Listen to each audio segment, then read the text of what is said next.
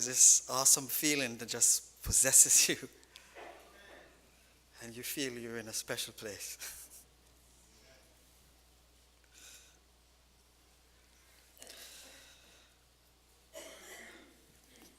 I was asked to speak today. As we all know, it's Father's Day. And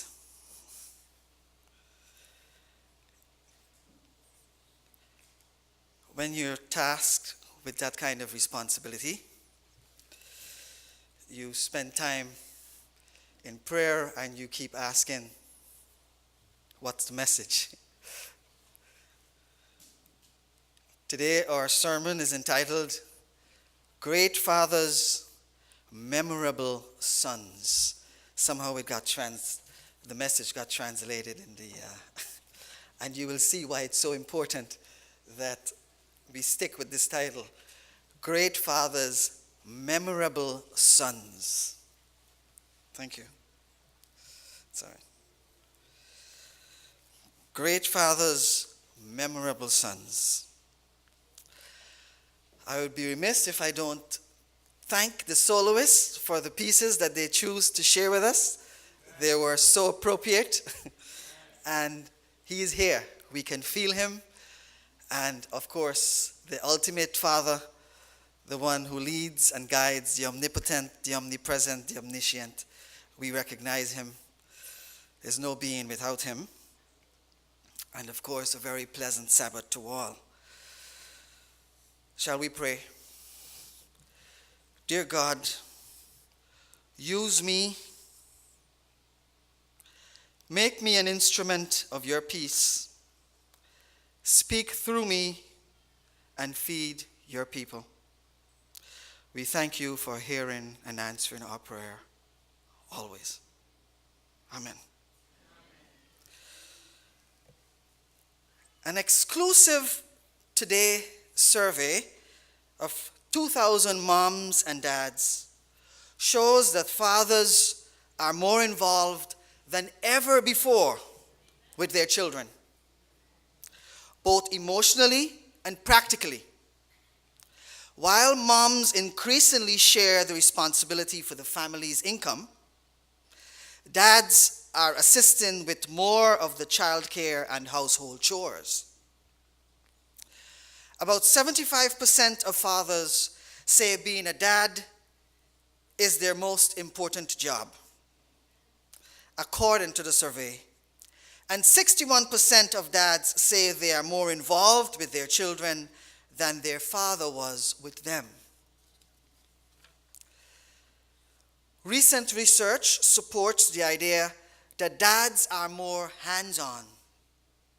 The amount of time fathers spend on childcare and housework has increased significantly over the last half century, from 6.5 hours a week in 1965 to 12 hours a week in 2011, according to the Pew Research Center.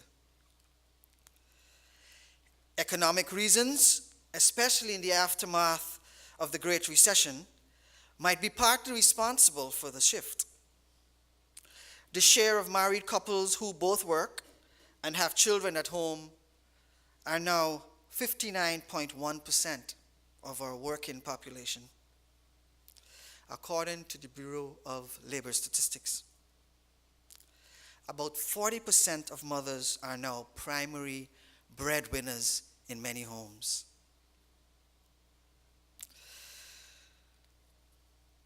That's a big number.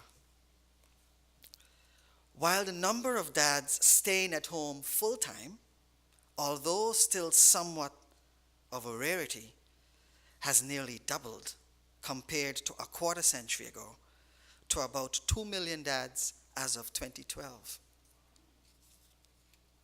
Can I be one of those, Janice?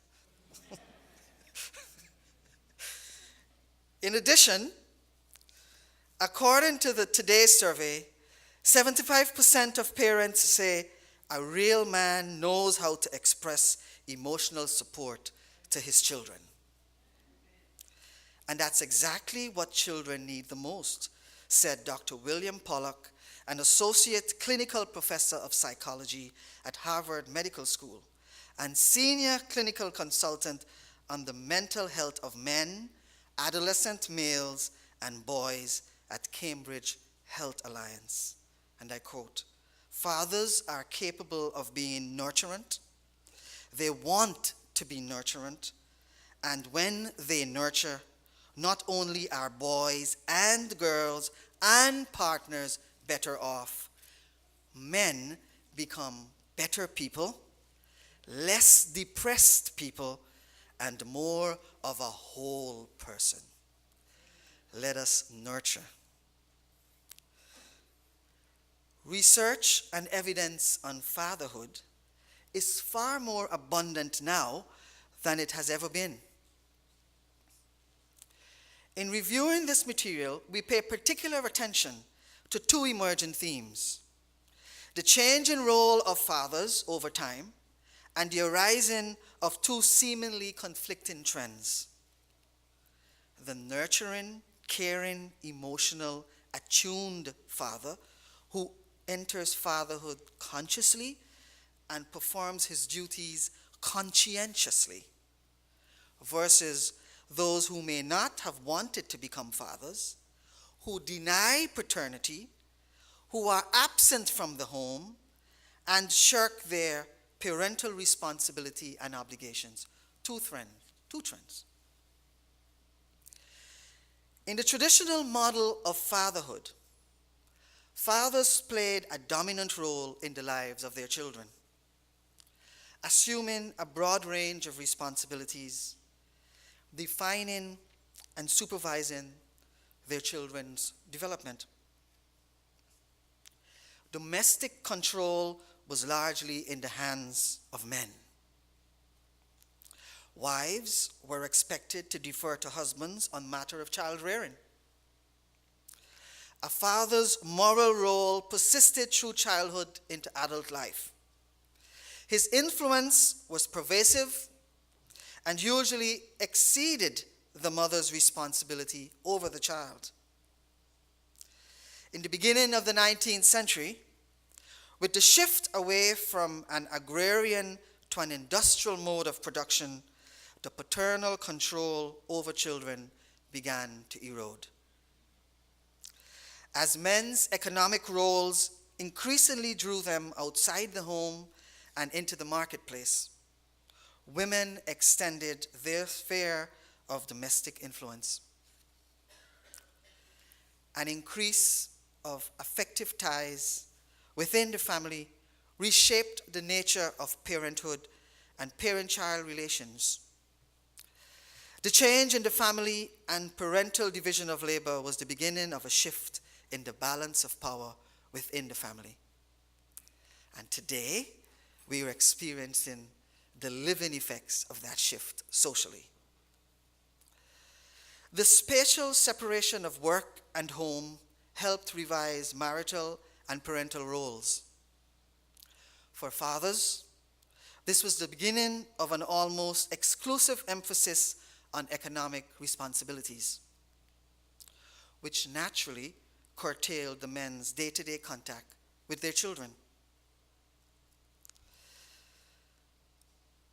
One authority on this issue writes that the separation of work and family life led to the disappearance of certain key elements of traditional fatherhood. For example, the father as a moral overseer, and to the transformation of others, the father as a role model. Men still continued to act as disciplinarians in the family, but their removal from the home weakened their tie to the emotional bonds that form between generations in the family. The father now derived his status from the outside world, from his place in the marketplace. His occupational standing, his economic power established not only his authority in the home, but his worthiness as a husband and father as well. Society has made that definition. With this movement, from ascribed value to achieved value throughout the 19th century, an erosion in the role of the fathers began. Convincing evidence of this shift is the change in custody practices. Until about the mid-19th century, custody following marital disruption was typically awarded to fathers. By the end of the century, children increasingly remained with their mothers when marriages dissolved. Early in the 20th century, the practice of granting custody to mothers was sanctified in the doctrine of the tender years, which held that the children's interests were best served when they were raised by their mothers, whose parenting skills were ordinarily superior to those of the husbands. A total swing. So the father was formerly, he's in the field, the children are with him, everybody's in the same place, we working together, they look up to the father, he is king. And today, he just steps out the door to go find work and earn a living for the family. And his authority is eroded. He's no longer king. The courts question his ability to lead and raise the child. And the mother steps in to the vacuum. On a more personal note, fatherhood for me, as it relates to my children, is incomparable. It is this intense desire to shield, to protect, to enable. The desire to help my children to be the best they could be at all their endeavors. This intense desire to pass on the tools to live by. An intense desire to give them and to see them in turn give their family a good life. An intense desire to share with them life's beautiful moments. And above all, a desire to see them come to know the living God who sustains, provides for, and will always be there for them when life delivers or falls short. A never-ending, consuming challenge. But this morning, I would like us to review 3 great fathers and their memorable sons as shared with us in God's Word. The father of the prodigal son and his relationship with his memorable sons, as documented in Luke 15:11 through 32. Jacob and his son Joseph, as outlined in the book of Genesis. And finally, David and his son Absalom, as painfully disclosed in 2 Samuel. Yes, each one of these paternal relationships draw from us varying emotions and provide varying life lessons, both spiritual and practical. And as I spent time preparing this, boy, was I moved. There's a natural, God-given tendency that runs through us as human beings. And if you're a mother, you're channeled a certain way, and if you're a father, you're channeled in one direction. Those little ones, the Graysons of our congregation, the Jonathans of our congregation, they draw from their parents a natural tendency. And as we look at these 3 fathers and their relationships, we'll see some stunning truths.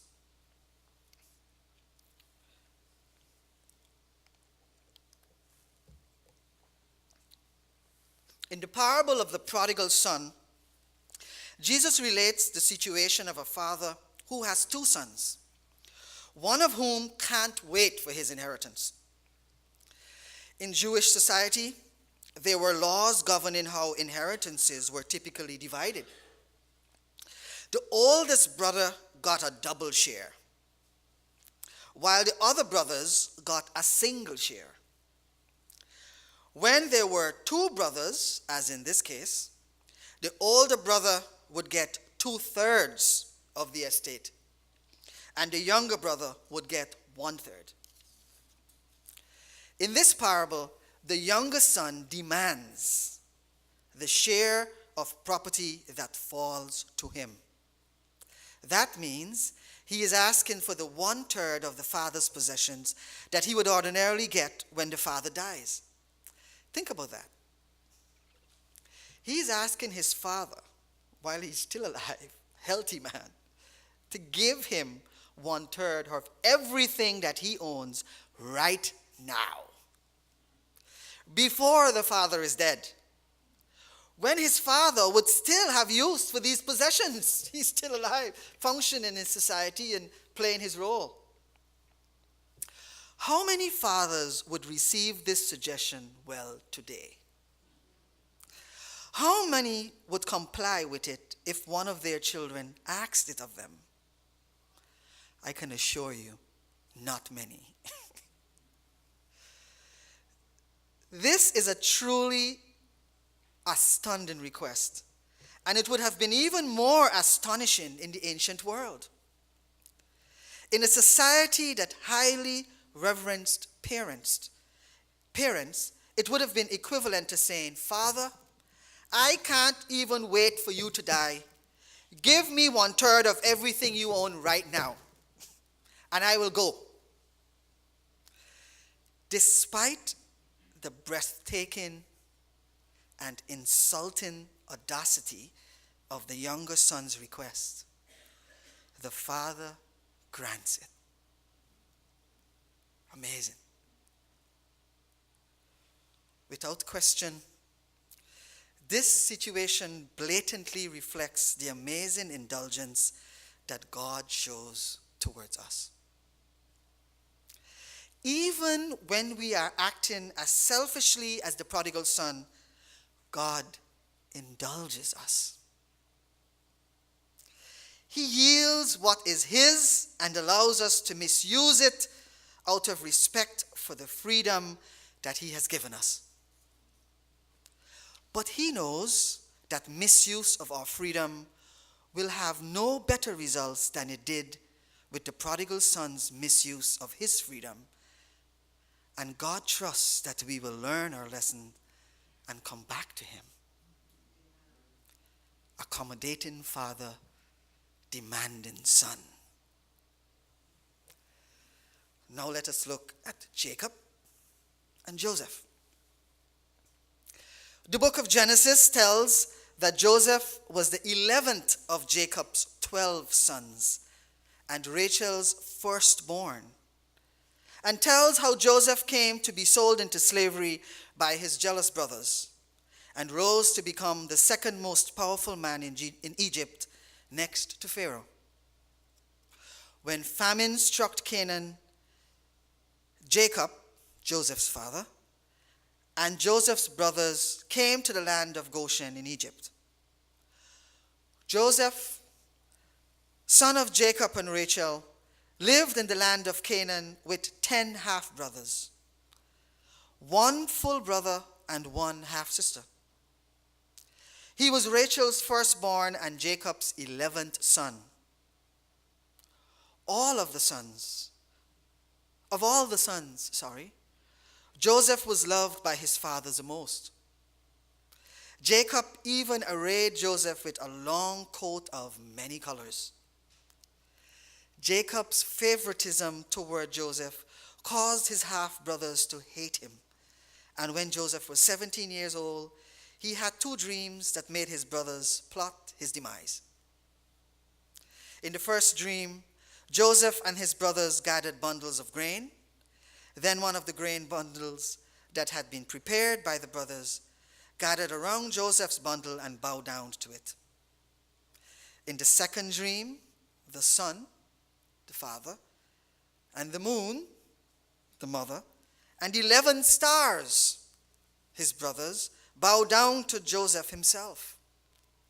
When he told these two dreams to his brothers, they despised him for the implications that the family would be bowing down to Joseph. They became jealous that their father would even ponder over Joseph's words concerning these dreams. The story goes on, and Joseph, having been sold into slavery through God's providences, becomes the second most powerful man in Egypt, second only to Pharaoh. We then see Joseph making himself known to his siblings and eventually moving his father and all his siblings to Egypt, then providing for them handsomely. But then, inevitably, the time comes when Jacob is about to die. This father is getting ready to transition. And so, in keeping with the customs of the day, he calls all of his sons in and prophesied their blessings or curses to all 12 of them in order of their ages. And I want you to pay particular attention to this. To Joseph, he declares, Joseph is a fruitful bough, a branch, a fruitful bough by a well. His branches run over the wall. The archers have bitterly grieved him, shot at him and hated him. But his bow remained in strength, and the arms of his hands were made strong by the hands of the mighty God of Jacob. By the God of your father, who will help you, and by the Almighty, who will bless you with blessings of heaven above, blessings of the deep that lies beneath, blessings of the beasts and of the womb. The blessings of your father have excelled the blessings of all our ancestors.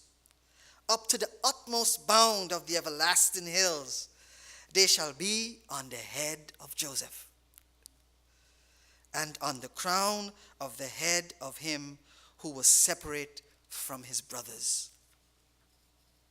Indeed, a blessing like no other, far-reaching and all-encompassing, a loving, doting father from the beginning to the very end, in spite of all their interruptions and separations. How similar the love of God for us, his children. He makes his love known. He shows us with his love day in and day out. And in the end, if we would only align our will with his, we will reap unspeakable joy. Amen. The third and final paternal relationship I'd like us to look at is David and Absalom. And I must prepare you, this is gruesome and it is not gentle. In spite of the fact that David was a powerful statesman, a brilliant musician and poet, and an exceptional religious leader, and in Acts 7:46 we read, who found favor in the sight of God, there were flaws in David's character. His darkest hour is detailed in 2 Samuel chapters 11 and 12. The narrative describes the king's lustful liaison with the beautiful Bathsheba. This adulterous union resulted in the conception of a child and led the king to arrange for the murder of his paramour's husband. Severe judgments were leveled against the house of David for these transgressions. One of these punishments was that the child, illegitimately conceived, was not to live. When the infant was finally born,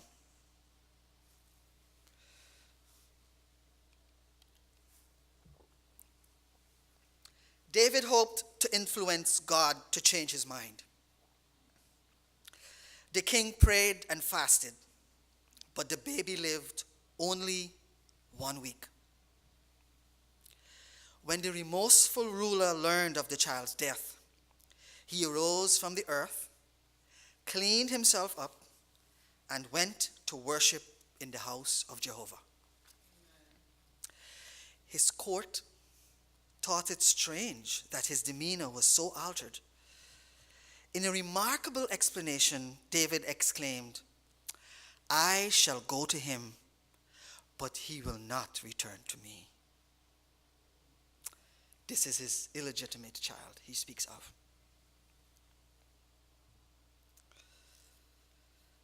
File this episode away for a moment in your mind and consider another event later in the life of Israel's renowned king.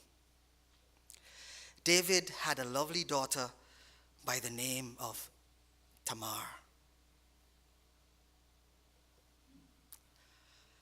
Tamar's half-brother, Amnon, was quite taken with his sister. He lusted for her, and when she would not yield, he raped his sister. Tamar's full brother, Absalom, learned of the horrible deed and was outraged. Doubtless he expected his father, King David, to avenge the wicked act. But David did nothing. You see, perhaps due to his own weakness in the area of fleshly desire, David was struck and confronted by this reality that he too violated that sacred principle that God has laid down for us as we relate to women in our lives. But Absalom would not be denied justice.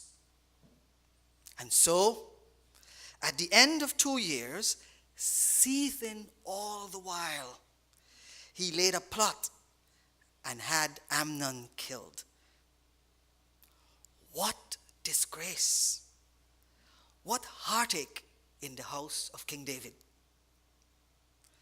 As a result of this assassination, Absalom was forced to flee beyond the Jordan for asylum. 3 years he was in exile. And 2 Samuel chapter 13 verse 37 says, "And David mourned for his son every day." Finally, Absalom was allowed to return to Jerusalem. But even then, he was not permitted into his father's presence for 2 more years. We see that in 2 Samuel chapters 14, verse 28.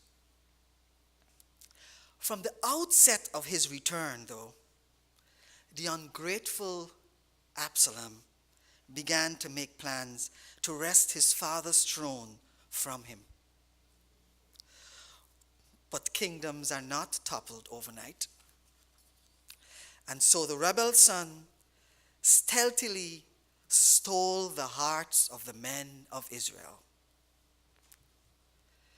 There is more than one kind of thief in this world, you see.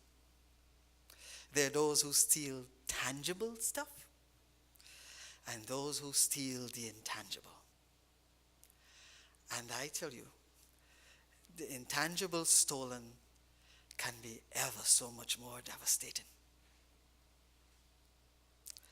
When the time was right, Absalom, with a strong military force, declared himself to be the new king. David fled from the capital city, weeping as he climbed the Mount of Olives east of Jerusalem. The wise commander soon gathered his wits, as emotional as he was, and made plans to put down the insurrection. Eventually, the forces of David and those of Absalom would meet in mortal conflict in the forest of Ephraim, east of the Jordan. The record reflects a tender note in that the king specifically charged his captains. 2 Samuel 18:5, he said, "Deal gently for my sake with the young man, even my son Absalom." But his command was to be ignored. As Absalom rode through the dense forest, he caught his head in the boughs of a great oak tree, and his mule ran out from beneath him. Joab, David's commander, and some of his soldiers came upon the young man in that unfortunate circumstance. Absalom was killed as he helplessly hung from the bough of the oak tree.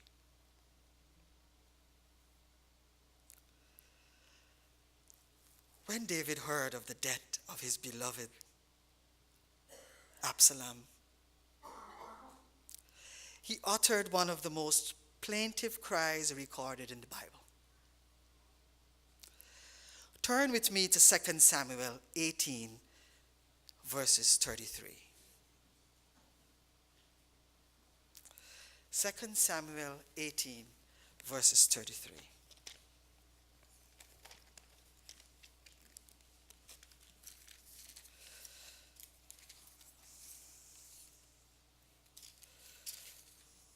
Let's read this together. And the king was much moved, and went up to the chamber over the gate, and wept. And as he wept thus, he said, "O my son Absalom, my son Absalom, would God I had died for thee, O Absalom, my son, my son."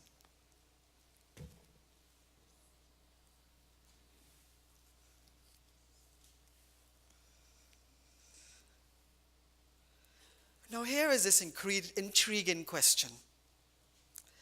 Why was the deportment of David so different as he contemplated the deaths of his sons? The infant, the illegitimate child, and Absalom. In the case of the former, there was a sense of resignation and peace. In the latter, there was sheer agony. It seemed clear that the difference lay in the fact that some issues are resolved in eternity. And that prospect loomed large in the mind of King David. The baby had passed into the care of Jehovah, pure and safe. The ambitious Absalom had opposed God's anointed, and thus he had opposed God himself. His prospects for the future were anything but bright. He was doomed for eternity. Little wonder that David cried out with such sorrow. 3 paternal relationships, 3 fathers, 3 sons.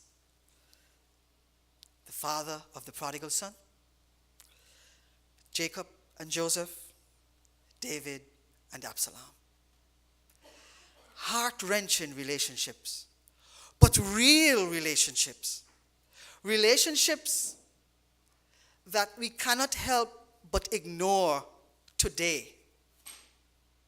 In spite of the fact that these are stories that have come down to us through the annals of time, they're as appropriate today as they were then.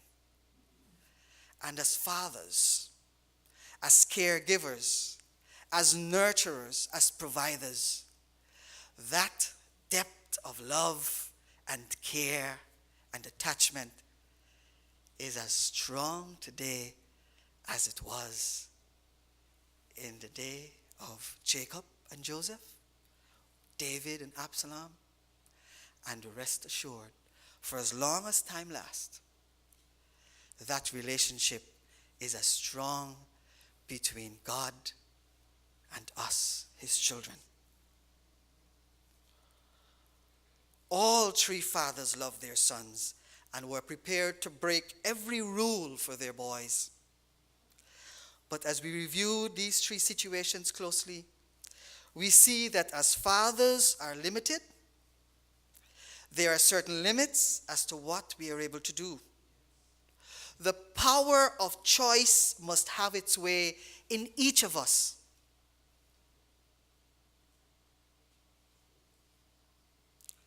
And there are times when, even though we do not approve of the choice our loved ones make, our hands are tied,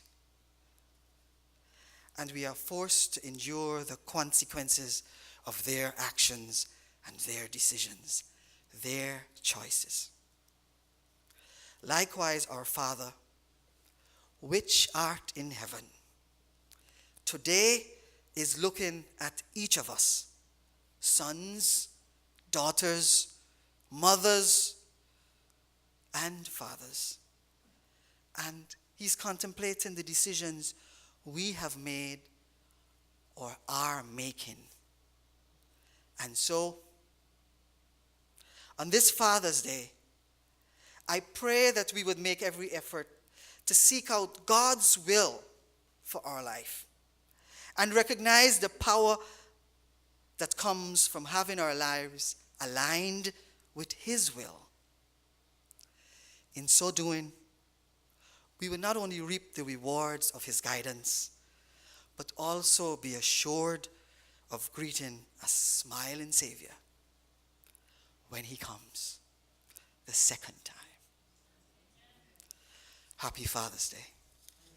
Shall we bow our heads for the benediction?